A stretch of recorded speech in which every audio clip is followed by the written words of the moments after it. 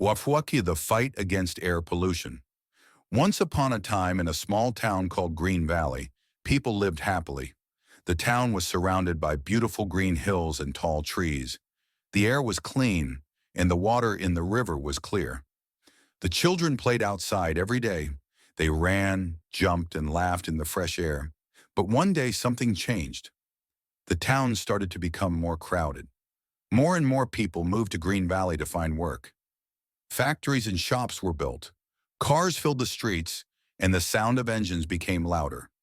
At first, the people did not notice anything wrong, but slowly the air started to feel different. It became harder to breathe. One morning, a young girl named Lily woke up and looked out of her window.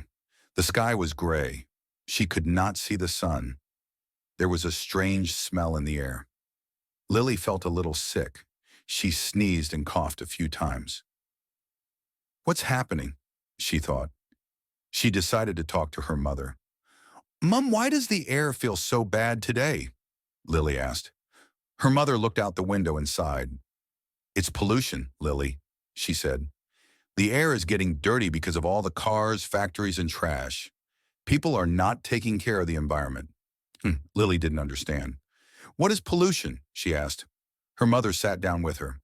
"Pollution is when harmful things like smoke, chemicals, and waste get into the air, water, or land. These things can hurt our planet and our health. It's happening here in Green Valley, but it's also happening in many other places in the world." Lily thought about it. She remembered the trees, the clean river, and the fresh air from when she was younger. "I don't want the town to be like this," Lily said. "What can we do?" Her mother smiled. "You can help, Lily. We can all help. If we make small changes, we can make a big difference." Lily wanted to learn more. The next day, she went to school and asked her teacher, Mr. Johnson, about air pollution. Mr. Johnson was an old man who loved to teach about nature and the environment. "Mr. Johnson, what is air pollution?" Lily asked. Mr. Johnson looked at her and said, "Air pollution is the dirty air that we breathe.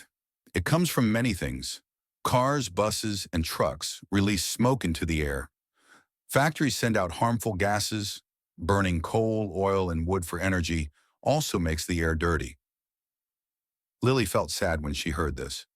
"How does it hurt us?" she asked.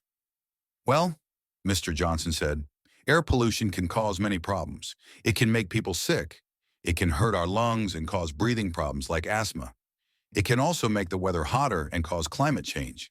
If we don't do something soon, the earth will suffer." Lily was very upset. "That sounds terrible. What can we do to stop it?" Mr. Johnson smiled. "Don't worry, Lily. There are many things we can do. First, we can use less plastic and recycle more. We can walk or ride bikes instead of using cars. We can also plant trees to help clean the air." Lily went home that day with a new idea. She told her mother everything she learned. "We need to help the environment," she said. "We need to plant more trees and use less plastic. We should ride our bikes more instead of driving." Her mother agreed. "You're right, Lily. I will start using the car less. We can go to the market by bike from now on." The next weekend, Lily, her mother, and some of their neighbors went to a park to plant trees. They worked hard and planted many small trees around the park. "These trees will help clean the air," Lily said with a smile. "I hope they grow big and strong." While they were planting the trees, Lily's friend Sam came by. He looked at the trees and asked, "Why are you planting so many trees?" Lily explained, "We're planting trees because trees clean the air. They take in the harmful gases and give us oxygen. Trees are very important for our planet." Sam thought about it for a moment. "I didn't know that," he said. "I want to help too. Can I join you?" "Of course," Lily said. "The more people who help, the better." Over the next few months, Lily and her friends worked hard. They rode their bikes to school instead of driving. They used reusable bags for shopping. They collected trash from the streets and parks. Slowly, they started to see changes. The air in Green Valley was becoming cleaner. One day, the mayor of Green Valley called Lily and her friends to a meeting. He was very proud of what they had done. "You have all done an amazing job," he said. "Because of your hard work, the air is cleaner and the town looks nicer. I want to thank you." Lily smiled. "We all work together," she said. "And if everyone does their part, We can make the world a better place, the mayor agreed. You're right, Lily. We can all make a difference. Let's continue to help the environment and protect our planet. From that day on, Green Valley became a cleaner, greener place. People learned to use less energy and take care of nature. Lily and her friends kept working hard to make sure their town stayed clean. They knew that the fight against pollution would take time, but they were ready to help. Lily was happy. She knew that even small actions could make a big difference. And she promised herself that she would never stop helping the planet.